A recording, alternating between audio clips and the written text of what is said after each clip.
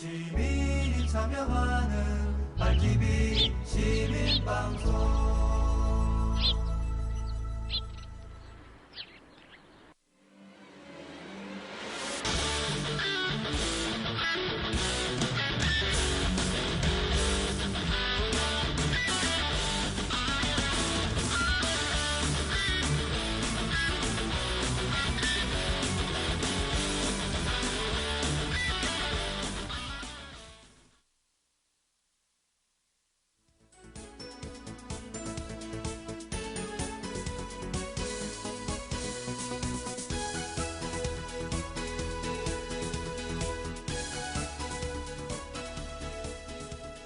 시청자 여러분 안녕하십니까. 시사프로젝트 피플파워 하주영입니다.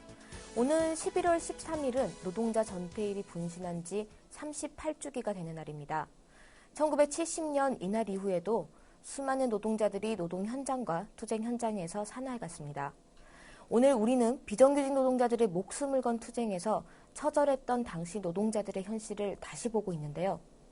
올해도 어김없이 치러지는 노동자 대회에서 다시 노동의 희망을 볼 수 있었으면 합니다. 잠시 후 현장 플러스에서는 콜트, 콜텍, 하이텍 공동투쟁단의 노동자 현실을 짚어보겠습니다. 시사 프로젝트 피플파워 오늘 첫 순서 세상 어제 그리고 오늘 시작하겠습니다. 1991년 11월 8일 노태우 대통령이 한반도의 비핵화와 평화 구축을 위한 선언을 발표했습니다. 한반도와 동북아시아에 대한 항구적인 평화를 구축하기 위해서 발표된 건데요. 72년 7.4 남북공동선언 이후 한반도 비핵화와 남북 화합의 의지를 담아 화제가 되었습니다. 먼저 당시 대한뉴스 영상을 보고 알아보겠습니다. 11월 8일 노태우 대통령은 한반도의 비핵화와 평화 구축을 위한 선언을 발표했습니다. 나는 우리의 평화 의지를 바탕으로 한반도의 비핵화를 실현하고 화학 생물 무기를 이 땅에서 제거하기 위하여 우리의 정책을 다음과 같이 선언합니다. 첫째, 우리는 핵에너지를 평화적 목적을 위해서만 사용하며 핵무기를 제조, 보유, 저장, 배비, 사용하지 않는다.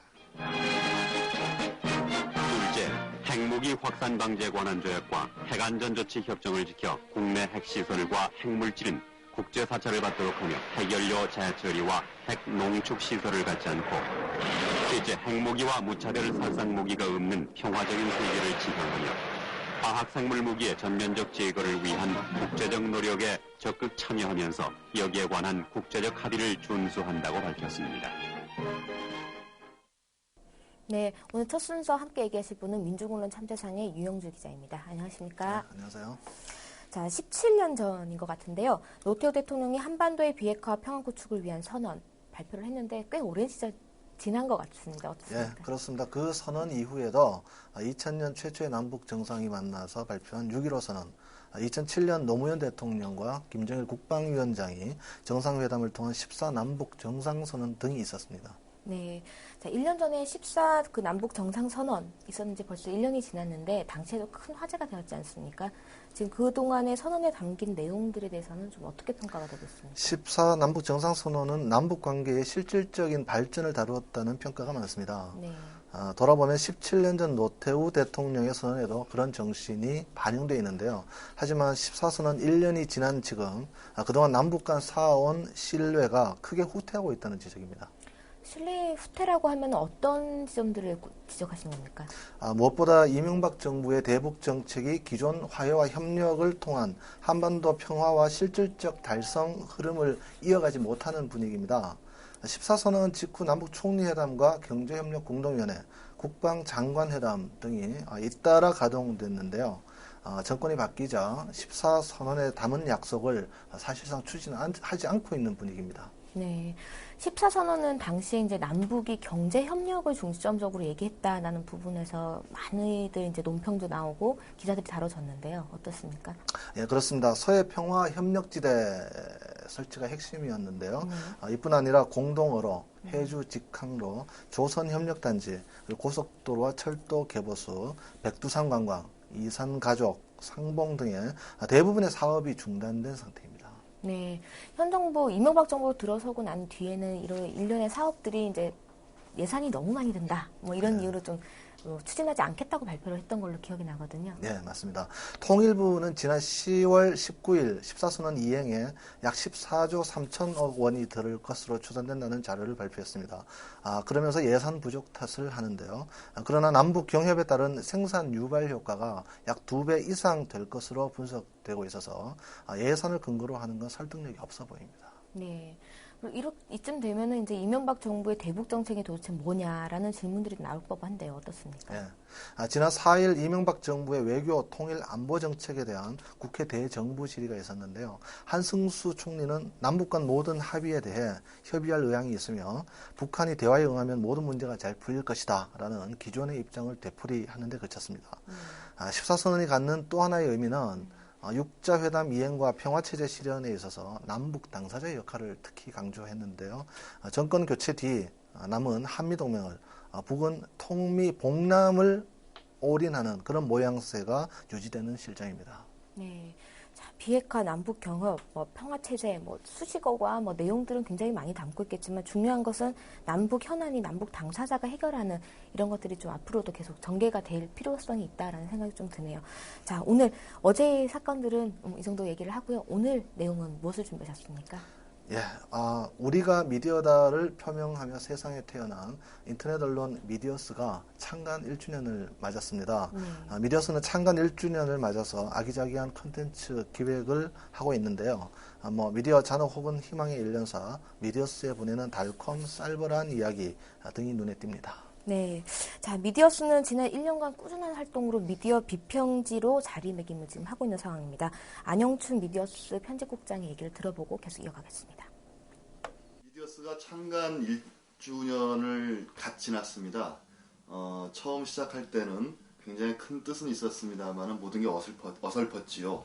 무엇보다 저희가 표방한 우리가 미디어라고 하는 거에 대해서 우리 구성원들 스스로가 매우 추상적인 수준에서 이해를 하고 있었습니다. 첫 출발점이 그랬다면은 지난 1년간은 그것을 가시화시키고 실현시키기 위한 노력의 과정이었고 그 과정 속에서 많은 시행착오가 있었죠. 무엇보다도 저희 규모가 지금 저희들이 의제화시키고 싶은 것들, 사회적으로 발언하고 싶은 것들을 머릿속에는 들어있는데 다 표현해내지 못할 만큼의 적은 인원이라고 하는 것, 적은 규모라고 하는 게 항상 저희들에게 답답합니다. 우리가 미디어다의 그 우리는 미디어스 구성원들을 1차적으로 의미한다고 볼 수가 있습니다. 미디어스 구성원들이 기존의 주류 매체에 종사했던 사람이든 그렇지 않은 사람들이든 뭔가 대안적인 미디어를 생각하면서 모였기 때문에 자본의 힘에 의해서 혹은 누구에 의해서 선발돼 가지고 자격을 부여받은 이런 사람들이 아니고 스스로가 미디어이며 미디어 콘텐츠의 생산자라고 하는 자기 선언일 수 있습니다. 고민이 한두 가지가 아니죠. 우선 지난 1년 동안 창간 이후에 워낙 많은 일들이 있었기 때문에 우리 구성원들 한 사람 한 사람들이 만성 피로에 시달리고 있습니다. 그래서 신경줄이 팽팽해가지고 서로 격려하고 북돋워주지 않으면 당장이라도 쓰러질 만큼 지금 피곤해 지쳐있는 상태인데요. 그것보다는 더 본질적인 문제는 아마 우리가 어떻게 앞으로의 전망을 수립해 나갈 것이냐라고 하는 부분이 더 큰 고민인 것 같습니다. 앞으로의 전망이라고 한다면은 미디어스의 자생력 이런 거하고도 관련이 되겠고 어떻게 매체가 스스로 성장할 것이냐는 부분도 있겠지만은 역시 더 중요한 것은 우리 미디어스 외부하고 어떻게 관계를 맺어나갈 것이냐는 부분이 상당히 중요한 부분이 되겠습니다.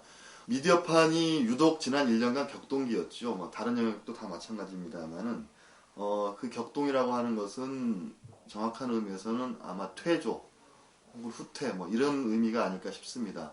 그런데 저희들이 지난 1년간 해왔던 것 중에서 여러 가지 일이 있습니다만은 저희 스스로의 의지도 있었고 그 다음에 주변 환경, 그 다음에 진행되는 현상 이런 거 관련돼 가지고 저희들이 가장 힘을 기울여 왔던 것은 YTN 사태가 아닌가 싶습니다. 예, 안영춘 국장의 얘기를 좀 길게 들어봤는데요. 미디어 뉴스가 그 미디어 자체에 굉장히 이렇게 많이 나오는 시대도 과거에는 없었던 것 같은데 그런 의미에서 미디어스의 고민들이 좀 이렇게 엿보인 것 같거든요. 예, 그렇습니다. 안영춘 국장은 YTN 등 정부의 방송 장악의 구성원들이 가장 많은 고민과 노력을 쏟았다고 하는데요. 신생 매체로서 올해 일어난 미디어 분야 사건 사고를 다루는지라 아주 여간 힘들어 보이지 않았습니다. 대부분 구성원들이 신경이 날카로울 정도여서 서로 기대지 않으면 어려운 상황이라고 하고요. 실제로 YTN 문제에는 취재나 보도에 의해서 미디어스가 가장 힘을 싣고 있는 모습입니다. 네, 그 미디어스 구성원들의 고민은 사실 이제 좀 작은 인터넷 매체로서의 그 고민들도 같이 이렇게 가져가는 것 같거든요. 네, 그렇습니다. 안영춘 국장은 안빈 낙도하기 맞춤인 규모라 했는데요. 그러나 그럴 처지가 아니라고 말합니다. 주류 매체가 보기에 작은 매체가 어떻게 사회적 의제를 설정할 수 있을지 의문을 가질 정도인데요. 그러나 매체의 건강성에 대해 지속 가능성과 자생성 이것이 보장되어야 한다고 강조하기도 했습니다. 네, 미디어스에서 얘기하는 우리라는 표현이 좀 눈에 좀 띄는데 구성원들의 고민은 구체적으로 어떤 것들입니까? 이번 달콤 살벌한 편지에 구성원들이 미디어스를 꾸려가며 갖는 생각들이 잘 나타나고 있습니다. 네. 역시 미디어 비평지로서의 미디어스의 전망에 대한 고민이 주축을 이루고 있고 속보보다는 심층에 무게를 두자는 컨텐츠 생산에 대한 고민도 보입니다. 자생성과 지속 가능성을 언급한 데서 알 수 있듯이 신생 매체로서 안정된 컨텐츠를 생산하기 위해 재정 문제를 확보해야 하는 대목에서 역시 인터넷 언론 공통의 어려움이 확인됩니다. 네, 미디어 비평이라는 걸 자기 업으로 하고 있는 미디어스 같은 경우에는 지금 가장 집중할 부분, 컨텐츠 생산의 방향 설정을 좀 어떻게 하고 있습니까? 안영춘 국장 역시 지금처럼 미디어가 퇴조하는 국면에 미디어판이 어떻게 나가야 하는가라는 데 초점을 맞추고 있습니다. 그러면서 새로운 방향과 행동을 구현하는 디딤돌, 진지로서의 의미를 미디어스에 부여하고 싶다며 의욕을 보였는데요. 안영춘 국장은 거시적인 방향을 설정하되 삶의 구체적인 부분에 들어가 시청자, 독자 등 미디어 수용자와 소통, 참여, 공감을 이루는데 노력을 기울이겠다고 이야기했습니다. 네, 지금처럼 미디어 기제가 이렇게 범람한 상황에서 미디어의 퇴조라는 말이 참 이제 와닿는 말인 것 같은데 미디어스의 고민은 이제 또 한편으로 보면은 지금 유영지 기자께서 몸담고 계시는 민중언론 참패상 같은 작은 인터넷 언론들의 문제들과 같이 고민들을 공유할 수 있겠어요? 예, 그렇습니다. 아마 우리 사회 보편과 상식, 진보의 가치에 대한 고민과 함께 미디어로서의 사회적 책임을 고려하는 데서 오는 그러한 현상이 아닐까 싶은데요. 점심을 나누면서 기회가 되면 두 매체 구성원들이 배드민턴을 한번 친다거나 해서 자리를 한번 갖는 것이 어떻겠느냐 이런 의견을 나눴습니다. 네. 자, 미디어가 뉴스 메인을 차지하는 날이 이렇게 많은 시절에 1주년을 맞은 미디어스 구성원들이 생산하는 콘텐츠가 더욱 풍성해지기를 바라봅니다. 유영주 기자 수고하셨습니다. 감사합니다.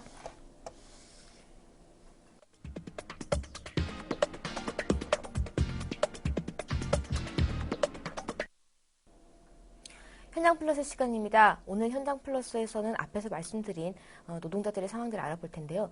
지금 양화대교 부근 고압 송전탑에서 고공농성을 벌이고 있는 노동자들의 사연입니다. 먼저 영상부터 시작합니다.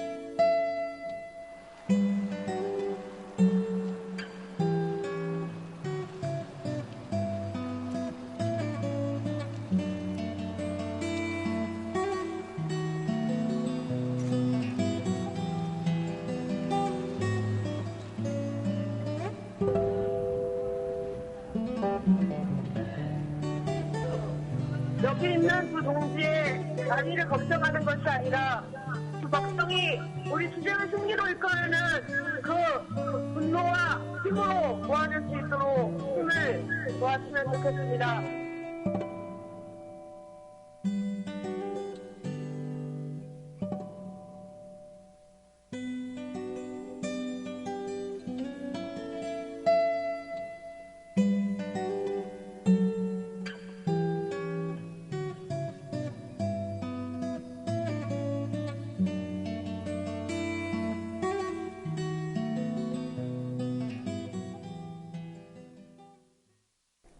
네, 오늘 이 자리에는 금속노조 콜텍지회의 장석천 사무장 모시고 함께 얘기 나누겠습니다. 안녕하십니까? 안녕하세요. 자, 지난 10월 15일부터 콜텍지회 그리고 하이텍지회가 두 지회장님이 고공 단식 농성을 하고 계시다고 얘기가 이제 나오고 있는데요. 현재 지금 어떤 상황에 있습니까? 예, 노동조합을 인정하지 않는 사업주에게 법으로 보장된 노조를 인정하라는 것을 촉구하고 실질적인 교섭을 확보하기 위해서입니다.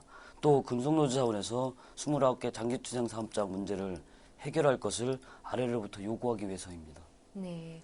자, 뭐 15일 새벽에 있었던 일들도 이렇게 얘기들이 좀 나오던데 어떤 일들이었습니까? 10월 15일 새벽 3시에 서울 한강공원 망원지구에 있는 철탑 위로 올라갔습니다.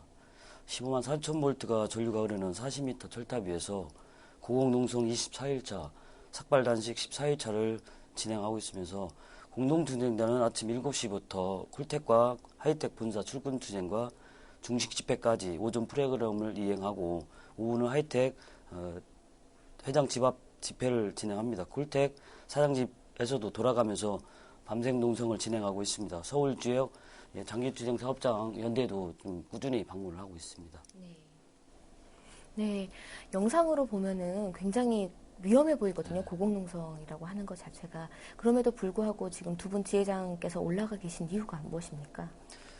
하이텍 RCD 코리아는 CCTV로 조합원 감시를 통제하고 왕따 라인을 통한 조합원 차별, 그리고 구사대 폭력과 조합원들에 대한 손해배상 청구 등 온갖 방법으로 노동 탄압을 탄압해왔습니다. 생산 공장을 법인 분리하고 노동조합을 말살하는 시도를 꾀하고 노동 탄압으로 인한 정신질환을 앓고 있는 산재 환자인 조합원 전원에게 정리해고를 통보했습니다.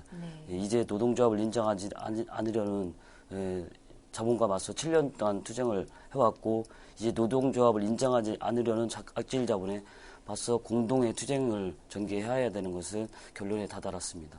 네, 지금 뭐 구조조정에 대한 얘기들이 나오고 있는데요. 구체적으로 이 투쟁이 어떤 의미에서 진행이 되고 있는 겁니까? 예, 콜텍지회는 구조조정 싸움입니다. 국내 공장 노동자들을 쥐어짜서 돈을 벌어서 해외 공장을 지었고 국내 공장이 쓸모가 없었고 이제 줄어들다 보니까 사실 사람 자르기식 구조조정 그리고 조직 수설을 자행한 것입니다.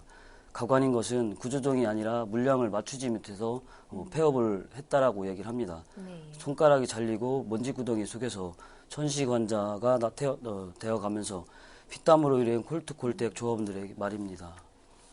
노조 혐오증으로 노동조합에 대한 탄압으로 일관해온 콜텍 하이텍 자본에 맞선 공동의 투쟁은 전체 투쟁사업장의 공동투쟁으로 시작으로 자리매김하겠다는 마음 결의를 위험을 무릅쓰고 두 지장 동지가 고공 삭발 단자식을 진행하게 됐습니다. 네, 노조 혐오증이라는 말씀이 요즘 그 상황이랑 딱 맞아떨어지지 않은가 이런 생각이 좀 드는데요. 지금 고공농성에 들어가 계신 두 지회장의 건강 상태 위험할 것 같거든요. 어떻습니까? 예, 철탑 농성 전부터 지회장 두 분이 몸이 좋지 않았습니다. 그래서 10월 23일 의사가 철탑 위에 올라가 치료를 했는데 혈당이 50까지 떨어지고 지금은 조금 오른 상태인데 맥박이 평균보다 이제 웃돌고 있습니다. 매일 혈당과 맥박을 혈압을 체크하고 있는데 혈당은 평균보다 떨어지고 있고 맥박은 조금 높은 상태입니다. 네, 의사들은 어떻게 진단하고 있습니까? 의사들은 혈당이 떨어지면 쇼크사나고 또 저체온증으로 해서 이제 돌연사를 좀 예의주시를 좀 하고 있습니다. 네. 자, 다음 질문을 말씀드리면은 현재 지금 금속노조가 새 지회 콜텍을 같이 묶어서 이제 공동투쟁단이라는 걸 만들어가지고 함께 투쟁을 하고 계신데요. 사실 뭐 콜텍, 그다음에 하이텍, 노동자들이 각각 사업장도 다르고 하는 일들도 조금씩 달랐는데 어떻게 같이 투쟁을 하게 되신 겁니까? 예, 콜텍의 대표이사는 박용호 사장과 법인은 박용호 사장입니다. 법인은 분리되어 있어도 사장은 한 사람이라 동일한 자본입니다.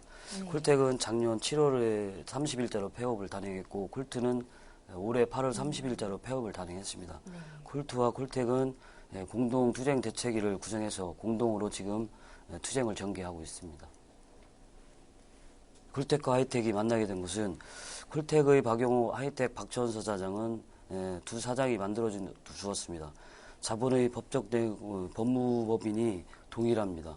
그래서 서로 교류가 많아졌고 하이텍이 우창으로 이전하면서 많이 만나게 되었고 금속노동을 인정하지 않고 노동조합에 대한 극도의 혐오증, 요약하면 반사회적이고 반인륜적인 콜텍의 박용호 사장과 하이텍의 박천서 천민자본이 맞서 공동투쟁을 만들어준 것입니다. 네. 노동자들이 이렇게 같이 공동투쟁을 할 수밖에 없는 이런 상황들이 좀 만들어지는 것 같은데요. 피플파워에서는 올해 3월 달에 이제 콜텍의 대전 공장 폐업에 대해서 방송을 한번 했었거든요. 그 이후의 상황이 좀 궁금한데 어떻게 진행됐습니까? 예, 전혀 진전이 없고요. 네. 예, 작년 10월 말 충남 지방노동위원회에서 부당 해고 판정을 받았고요. 네. 올 조사 월에 중앙노동위원회에서 초심 판결을 뒤집어 버렸습니다. 이명박 정권이 당선되자마자 지방노동위원회 판결이 중앙노동위원회에 뒤집히는 사례가 여기저기서 이제 벌어지고 있습니다. 네. 네, 그렇다면 콜텍에서는 구체적으로 좀 어떤 일들이 진행이 됐던 겁니까? 예, 콜텍도 그 영향을 좀 받았습니다. 자본에게 날개를 달아준 격이고요. 7월에 몇 차례 교섭이 좀 열렸었는데 콜텍은 논산경찰서 정보과 형사들과 함께 교섭에 참여했습니다. 이런 교섭의 결과는 뻔한 것이었습니다. 회사 측은 박영호 사장 대신 이용 부장이 나와서 무조건 공장 밖으로 나가라. 그리고 말밖에 하지 않았습니다. 노조를 상대로 우격 따짐까지 많이 했습니다. 네. 자, 지난 3월 이후에 있었던 사건들이 여러 가지 있었던 것 같은데요. 여기서 조합원들의 목소리를 한번 들어보고 계속 이어가겠습니다. 생리휴가를 내달라 그러니까 좀 말하기가 좀 곤란한데 그 전에 뭐 나이가 몇인데 뭐 생리를 하냐 뭐 이런 식으로 그럴 때 많이 울고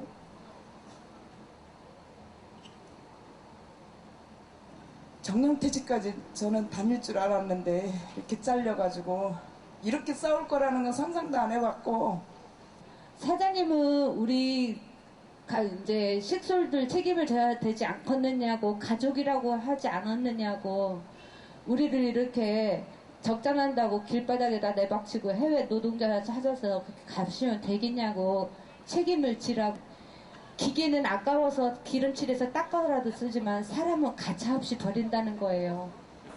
하이텍 코리아 같은 건 RCD 코리아 같은 경우에는 7년간을 싸워왔고 우리 콜텍 같은 경우에는 지금 2년여 지금 투쟁을 해오고 있는데 지금 지회장님은 고공농성을 하고 있고 단식에 들어가 있는 상태에서 그럼 빠른 시일 안에 빨리 만나야 되지 않느냐. 당사자를 만나서 얘기를 해야 되지 않느냐.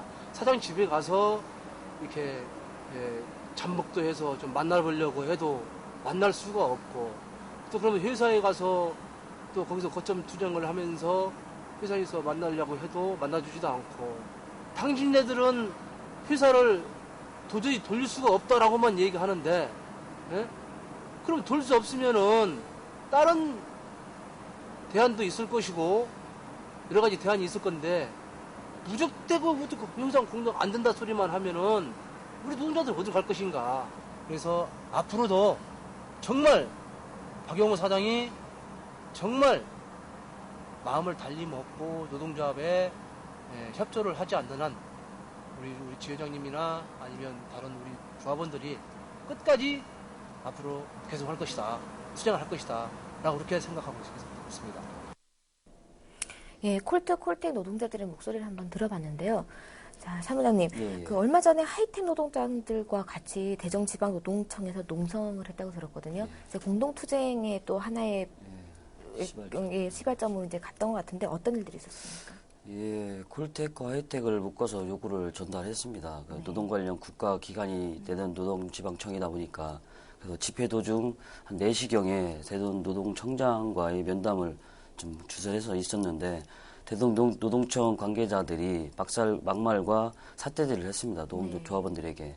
그래서 자연스럽게 면담이 길어졌고 오후 6시 저녁 먹고 다시 면담을 진행했습니다. 이때부터 노동청은 사태의 심각성을 느낀 것 같고요. 콜텍, 하이텍 지회의 박용호나 박천서 사장은 참여하는 실질적인 교섭이 이루어질 수 있도록 해라라고 요구를 좀 했고요. 노동부는 노력해보겠다는 답변만 하고 있었습니다. 그래서 저녁 7시부터 대전 노동청 로비에서 연좌농정을 벌였고 10시경부터는 대전 지방노동청장실 앞에서 연좌농성을 벌였습니다. 새벽 1시경 노동부는 양심을 걸고 실질적인 교섭을 이루어질 수 있도록 최대한 노력하겠다. 이러한 답변을 들어서 이제 회의를 통해 노동청 면담을 정리를 했습니다. 네. 자, 뭐 그렇다면 노동청 자체도 이제 크게 이렇게 노동자들에게 크게 도움이 되는 상황들이 안 벌어졌던 것 같은데 이후에 사측의 변화는 좀 있었습니까? 예, 사측의 변화는 전혀 없고요. 노동청장이 콜텍의 박용호 대표이사를 만났는데 박용호 사장은 사태 해결을 위해 노력해보겠다라는 말만 했다고 합니다. 청주 청장이 하이텍 박천서 사장을 만났는데 사장은 이제 법인이 분리됐으니까 다르니까 다른 사람한테 가서 그 사람한테 가서 얘기를 해라라고 하면서 두 사장은 손바닥으로 하늘을 가리려고 좀 하고 있습니다. 네. 자, 뭐 사측의 변화는 그냥 초지일관 그냥 난 모른다. 뭐 이렇게 계속 가고 있는 상황인 것 같은데요. 하이텍도 그렇고 콜텍도 그렇고 사실 이 투쟁이 그냥 1, 2년 했던 게 아니라 굉장히 오랫동안 또 투쟁을 해온 거지 않습니까? 그래도 좀처럼 해결이 되지 않는데 그 가장 큰 원인은 어디에 있다고 보십니까? 예, 하이텍 박천서 자변에게 2002년부터 지금까지 각종 부당 노동 행위에 대한 시정 명령, 그리고 차별 시정, 권고, 유죄 판결, 해고자 복직 등을 노동위원회와 국가인권위원회에서 법원 판결이 있었습니다. 특히 올해 1월 17일 대법원에서 해고자를 복직시키라는 최종 판결을 내렸습니다. 하지만 박천서 사장은 500억 이상 매출을 올리는 하이텍 복직시키기보다는 자본금 5천만 원짜리 신설법인으로 가서 일을 하라고 합니다. 10억이 들던 20억이 들던 노동조합을 없애겠다는 박천서 사장의 노동조합 혐오증은 법인 분리라는 신종 노동 탄압을 만들어 냈습니다. 이스나마나 노동법, 노동법은 사망 선고가 내려졌습니다. 네, 그 법적 기관들에서 사실 뭐 노동자들 복직을 해라 이렇게 얘기를 했는데도 안 하는 것들은 이후에 노동자들한테는 뭐 정리해고나 구조조정이나 이런 것들로 바로 연결되지 않습니까? 어떻습니까? 예. 콜텍 박용호 자본은 군사를 빼기 위해서 사람 자리식 구조조정을 단행했습니다. 자본에게 구조조정은 노동자에 대한 정리해고입니다. 정리해고 사유도 절차도 없습니다. 근데 중앙노동위원회는 실익이 없다는 이유로 초심을 각하시켰고요. 지나가는 소가 웃을 일입니다. 정리해고 이후 1년 8개월 동안 박용호 사장은 교섭 한번 나오지도 않고 80명 콜트를 합치면 한 300명 정도가 걸거리로 내앉았고요. 가족을 생각하면 1,000명이 넘는 훌쩍 넘는 인원을 잘랐습니다. 2007년 9월 콜트와 콜텍 지회장이 대표이사를 면담을 했습니다. 이날 대표이사는 내 인생 조진 게 누군데라고 했으며 노조에 대한 극도의 혐오증에 대한 상황들에 이르르고 있습니다. 네. 자, 다시 뭐 얘기를 해보자면 노조라는 거는 이제 노동자들이 먹고 살기 위해서 그리고 어떻게 보면은 좀 더 나은 노동 환경들을 만들기 위해서 만드는 것들인데 이거에 대한 혐오증이 점점 깊어지는 상황이 아닌가 싶습니다. 앞으로 그 마지막으로 이제 말씀 한마디 부탁드릴게요. 앞으로 각오들, 앞으로 계획들 어떤 건지 말씀 부탁드리겠습니다. 예, 두 지장에 지금 15만 4천 볼트가 흐르는 40m 철탑 위에서 단식 농성을 하고 있습니다. 이제부터 본격적인 싸움입니다. 두 지회장이 무사히 내려오기 위해서 죽기 살기로 콜텍과 하이텍 본사 앞에서 집회와 그리고 박용호 사장, 박천서 사장이 살고 있는 집 앞에서 밤낮으로 죽치고 있습니다. 나아가 콜텍과 하이텍의 싸움이 금속노조 29개 장기투쟁사업장의 불씨가 되기를 바랍니다. 장기투쟁사업장을 하나로 묶어내기 위한 노력을 게을리지 않을 것이며 콜텍의 박용호 사장과 하이텍의 박천서 사장은 하루빨리 교섭에 나와서 고여있는 두 사업장의 문제를 해결할 것을 강력히 촉구합니다. 네, 장석정 사무장님 오늘 출연해 주셔서 감사드립니다. 감사합니다. 감사합니다. 네, 다음 순서는 김형진과 왕군이 진행하는 미디어 취재봉사입니다. 벌써 세 번째 시간을 맞았는데요. 갈수록 입담들이 늘어나면서 재미있는 얘기들을 또 깊이 있게 다루고 있습니다. 다음 순서 계속 진행하겠습니다.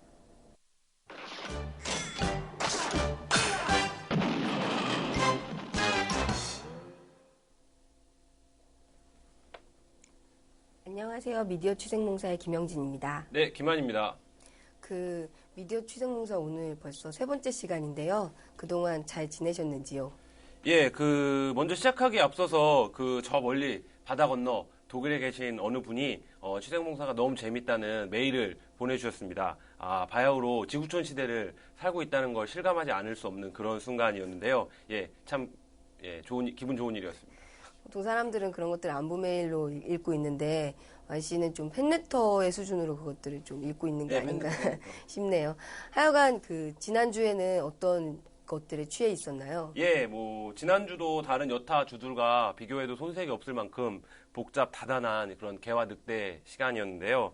개인적으로는 뭐니 해도 한국 시리즈 운명의 5차전 9회 1사 만루 상황에서 병살타를 때리고 말아버린 리그 최고의 타자 김현수 선수가 가장 인상적이었습니다.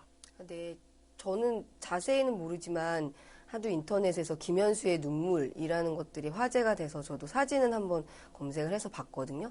그리고 이제 야구 시즌 끝나고 MVP 같은 것들 야구 선수들 거기에 보니까 김현수가 웃었다 이런 것들도 보여지던데 그때 상황이 어떻게 됐는지 좀 설명을 좀 부탁드릴게요. 참고로 MVP는 김광현 선수가 SK에 수상을 했고요. 2008 한국 시리즈 결승은 이제 다들 아시다시피 SK와 두산의 대결로 진행이 되었는데요. SK 감독인 김성근 감독은 이제 야구의 신이다 이렇게 지금 불리고 있습니다. SK는 어떤 면에서 90년대 해태와 많이 비교가 되는데요.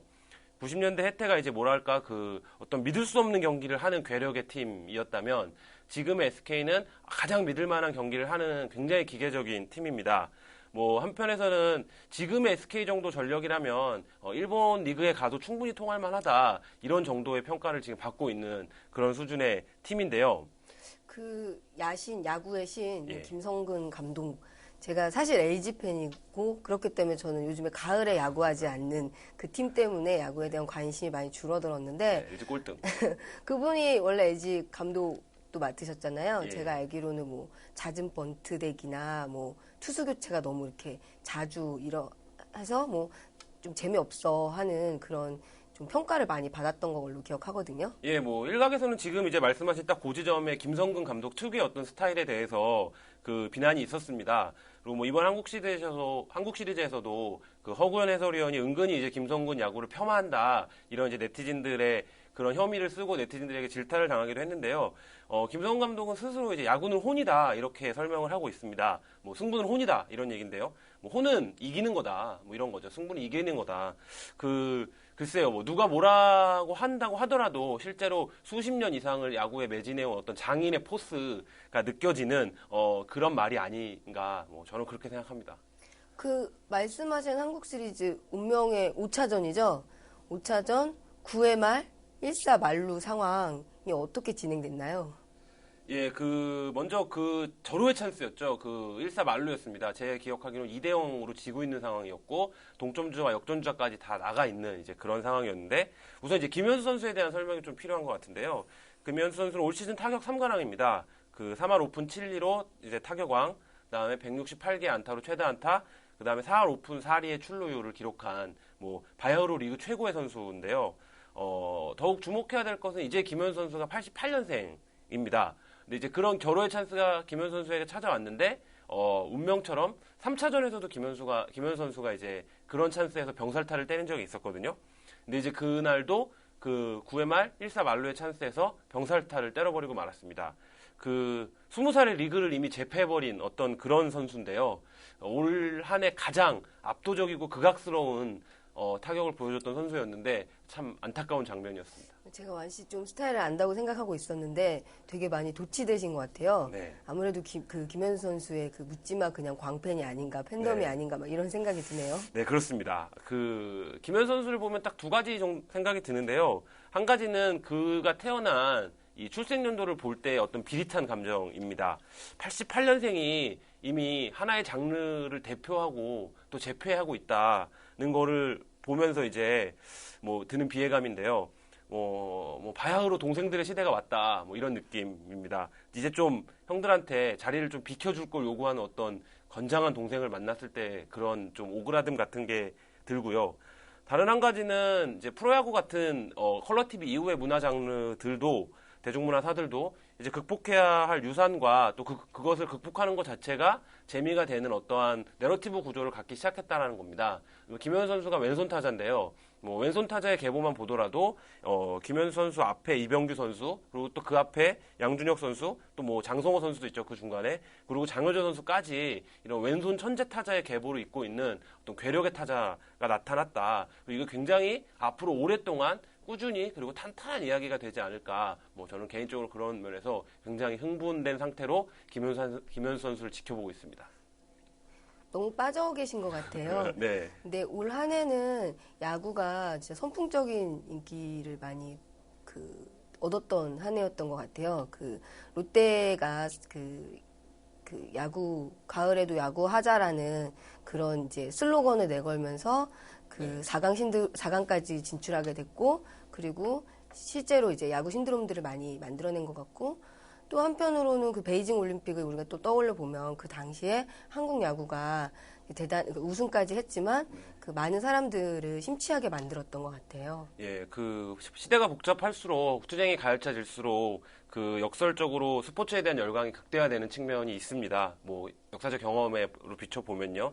근데 그 만끽과 함께 또 시간이 흐르고 그 시간은 올 한 해 프로야구가 만들어낸 어떤 아찔한 승부들은 그 자체로 가슴을 울리는 시간들이었습니다. 그리고 그곳에는 수많은 영웅들이 이야기들을 만들어냈는데요.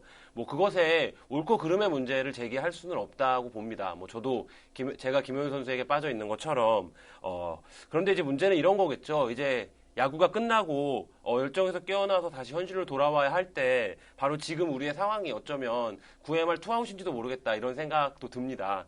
그래서 지금 우리에게 필요한 건 어떤 특단의 작전이 아닌가 하는 생각이 들기도 하는데요. 우리가 지금 어디에 처해 있는가를 야구와 함께 돌아볼 수 있는, 이제 야구가 시즌이 끝났으니까요, 하는 말씀 드리면서 다음 주제로 영상 보시고 넘어가도록 하겠습니다. 시민이 참여하는 RTB 시민방송.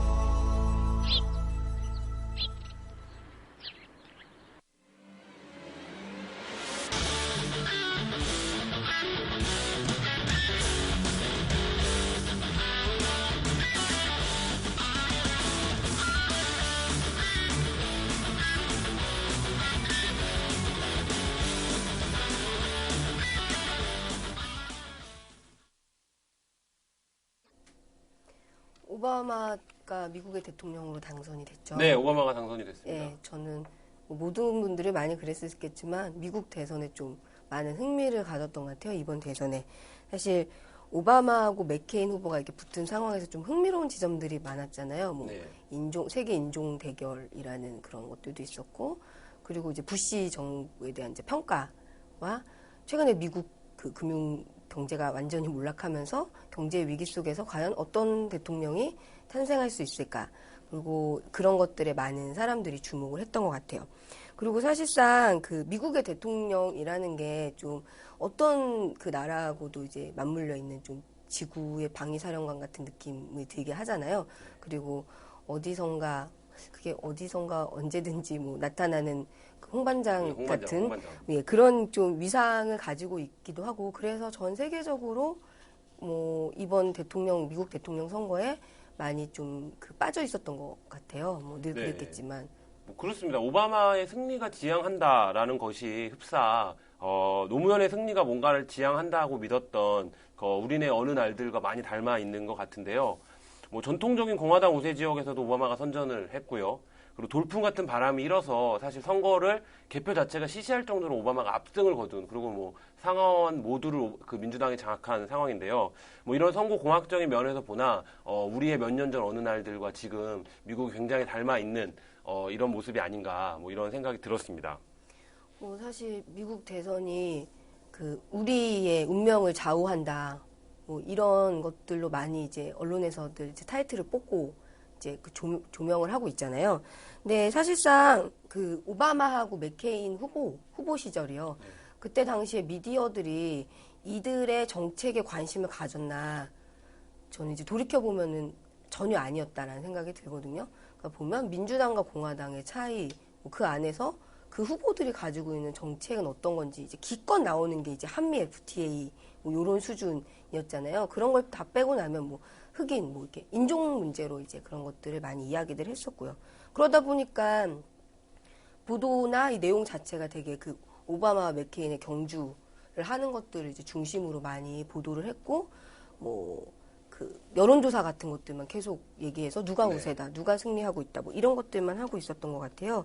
근데 저는 오히려 그런 것들을 좀 더 정확하게 짚어줘야 되는 필요가 있었는데 그동안 미디어에서 과연 그 각 후보의 정책에 따라 한국의 뭐 변화되는 모습이라든가 이런 것들 분석하고 전망을 할 수 있고 또 그런 것들을 좀 제시하고 정보를 충분하게 전달해야 된다고 생각했는데 그런 것들이 미디어에서 찾아볼 수가 없었어요, 한동안. 예. 뭐, 그 얘기는 결국에 이제 미디어의 문제이기도 하고, 그, 미국의 민주당, 오바마의 당선이 결국 범지구적인 뭐 진보 세력의 당선이냐, 뭐 이런 질문하고 제가 생각하기에는 좀 맥락이 다 있는 것 같은데요.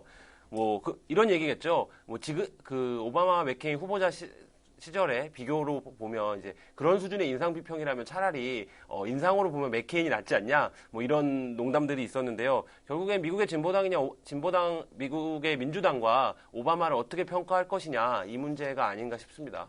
뭐 여러 가지 문제의식 속에 있는 것 같은데요. 사실 미국이라는 나라 자체가 이제 패권 국가라는 이제 구조적인 한계라는 거를 가지고 있잖아요. 그러면 사실상 그런 패권 국가의 논리를 따를 수밖에 없는 이제 구조적인 한계가 이제 존재하고 있는 건데 이런 구조와 한계를 폭로하지 않고 그저 이제 오바마의 당선 그 자체, 뭐 흑인 대통령의 탄생 그 자체에만 집중하고 있고 그런 것들만을 이제 떠들어대고 있는 거죠, 미디어에서는. 그리고 이런 것들이 오히려 되게 솜사탕 같은 환상을 좀 불러일으키는 그런 효과를 만들어내고 있고 그렇기 때문에 지금 국내의 미디어 언론의 태도가 좀 문제가 아닌가라는 생각이 듭니다. 네, 현실이 너무 고돼서 솜사탕은 다니까 뭐 그런 것 같은데요. 근데 그건 일정 정도 대민주주의의 어쩔 수 없는 한계라고 보여지고요. 뭐 미국만의 문제는 아니겠죠. 모든 선거가 안고 있는 기본적인 구조적인 문제이겠죠. 근데 이런 지점이라고 생각을 합니다. 그 흑백 문제라는 건 우리가 이제 그 사회에서 살고 있지 않은 우리가 상상할 수 없을 정도로 굉장히 뿌리 깊은 이런 문제인데요. 그런 것들이 어쨌든 200년의 시간 만에 극복이 됐다는 것 자체가 인류적으로 큰 의미를 지니는 것 같고요. 현실적으로 보더라도 지난 8년간 미국이 어쨌든 깡패 국가로 군림을 해오지 않았었습니까? 그런 부지 정권에 비해서는 오바마가 추구하고 있는 외교적 노선이나 뭐 이런 것들이 훨씬 더 낫지 않냐, 그리고 이게 훨씬 더 현실을 개선할 수 있지 않냐, 뭐 이런 좀 절박한 상황 인식들이 깔려 있다라고 생각을 합니다. 물론 이제 이런 거는 있겠죠. 그런 식의 정치 논리가 바로 국내 정치에 이입된다면 좀 블랙 코미디가 될 수 있다라고 봅니다. 근데 이제 다만 전제는 이런 거라는 거죠. 미디어의 문제를 지적을 하셨지만 우리는 기본적으로 미국 정치를 잘 모르고 그리고 그 상황과 인상 정도에 의한 판단밖에 할 수 없는 코멘트밖에 할 수 없는 그런 수준이 아닌가 아주 솔직하게 얘기하면 뭐 이런 얘기입니다.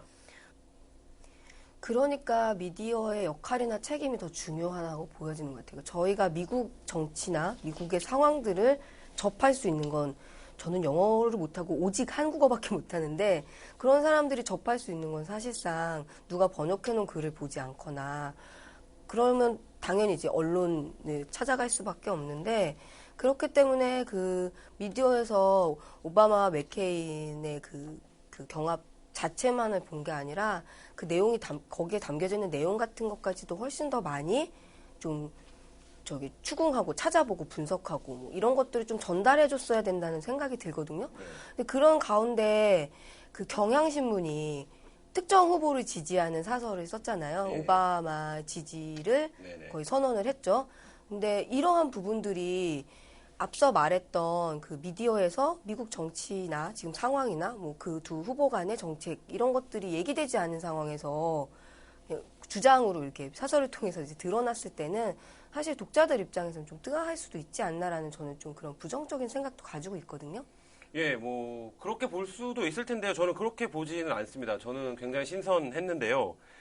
물론 이제 국내 선거가 아니라는 점이 하나 있지만요. 그 특정 매체가 특정 후보를 지지하는 광경은 처음이지 않나 싶은데요. 그러니까 지금 이제 홍진 씨가 얘기한 그 선거의 아주 구체적 쟁점들을 우리가 확인해야 할 필요가 있느냐, 어느 수준까지 확인해 주는 것이 미디어의 역할이냐, 이런 거에서는 저는 그건 분명히 국내 선거가 아니기 때문에 특정 어떤 정파적 입장 정도 수준의 이해만 있으면 되는 것 아니냐라고 기본적으로 생각하고요. 그런데 이제 경향신문이 그 사설을 쓰는 것은 그냥 오바마 후보가 당선되니까 줄 서거나 뭐 이런 것이 아니라 기존의 경향신문이 해왔던 어떤 견지해왔던 정파적 입장, 그리고 보도 태도, 이런 것들을 응집해서 어떤 후보를 지지하는 사설을 낼 수 있다라는 거는 한국 저널리즘이 한 단계 나아간 거 아닌가, 이런 생각이 들고요. 저는 모든 언론은 정파성을 가질 수밖에 없다라고 생각을 하고, 그 정파성을 적극적으로 드러내는 방식으로 가야지, 그 정파성을 꽁쳐놓고 마치 우리는 중립적인 것처럼 가는 것이 오히려 좀 문제였다. 기간의 선거 보도에서 이렇게 보여지고요. 뭐 미국의 많은 언론들도 특정 후보를 우린 지지한다라는 입장을 발표하지 않았었습니까? 뭐 근데 거의 대부분 많은 언론들이 뭐 어떤 사람은 이런 표현을 쓰던데, 공화당 지지자들을 제외하고 전 지구인이 오바마를 지지했다, 뭐 이런 표현을 쓰기도 하던데요. 뭐 어쨌든 그런 장면들 굉장히 신선하지 않았나 싶습니다. 뭐 사안의 신선함을 뭐 부정할 수는 없을 것 같지만, 그 완 씨 말씀하신 거를 이렇게 듣고 있다 보면 정말 저널리즘적으로 이것들을 탐구돼야 되는 상황이기 때문에 되게 복잡하고 머리가 좀 아픈 것 같아요. 뭐 저 역시 오바마 후보의 당선이 의미하는 현실적인 그 가지고 있는 의미성에 대해서 부정하진 않는데요. 다만 그것이 이제 흔히 말해서 이제 개혁적 매체라고 해야 되나요? 이제 그런 데서 거 봐라, 뭐 덮어놓고 개혁 세력이 이렇게 승리하는 게 역사의 승리인 것처럼 마치 이렇게 이야기되는 부분들에 대한 좀 신중한 태도가 필요하지 않나라는 거고요.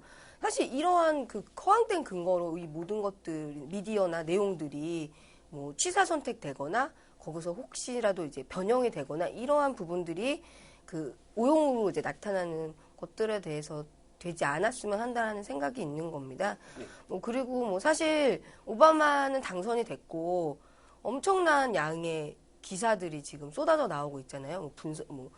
그 가십 기사부터 분석 기사까지 되게 다양한 이제 기사들이 만들어지고 있는데 뭐 그런 것들을 보면서 뭐 오바마 당선이 한국 사회에 어떤 의미를 던지고 어떤 영향을 미칠 것인가들을 점쳐볼 수도 있겠지만, 완 씨가 생각하는 좀 그런 당선의 의미, 뭐 영향, 분석, 뭐 이건 어떤지 한번 궁금하네요. 네, 잘 됐으면 좋겠어요. 뭐 오바마가 지금 당장 한반도에 어떤 영향을 미칠 거냐, 뭐 이런 거는 지금 얘기하는 건 크게 의미가 없을 것 같아요. 그리고 취할 필요도 물론 없겠죠. 오바마는 영웅이 아닙니다. 뭐 한 방에 오바마가 지구를 구할 수 있다거나 뭐 이렇지 않겠죠. 근데 어쨌든 미국 사회, 거대한 미국 사회라고 하는 그러니까 거대한 사회에서 오바마의 당선이라는 건 결국 일정 정도의 상식적 수준들이 회복되고 있다라는 증거로 저는 받아들이고 싶고요. 뭐 그렇지 않으면 세상이 너무 복잡해진다. 뭐 이런 생각 듭니다. 오늘 미디어 취생봉사 여기까지 했으면 좋겠는데요. 뭐 여러 가지 문제들이 있었습니다. 이번 주에도 역시 경제 위기가 중단 없는 확장을 통해서 전 세계를 우울 모드로 바꿔놓고 있고, 오바마의 당선이라는 것이 그 우울 모드의 잠깐의 해피바이러스가 됐으면 좋겠는데요. 우울함 말고 차라리 뭔가에 취해보고 싶다라는 것이 이 오바마 신드롬의 정서적 실체가 아닌가, 그런 생각해보고요. 베토벤 바이러스와 같은 유쾌한 물질에 취할 수 있는 그런 다음 주 됐으면 좋겠습니다. 다다음 주에 뵙겠습니다. 여기까지입니다. 감사합니다.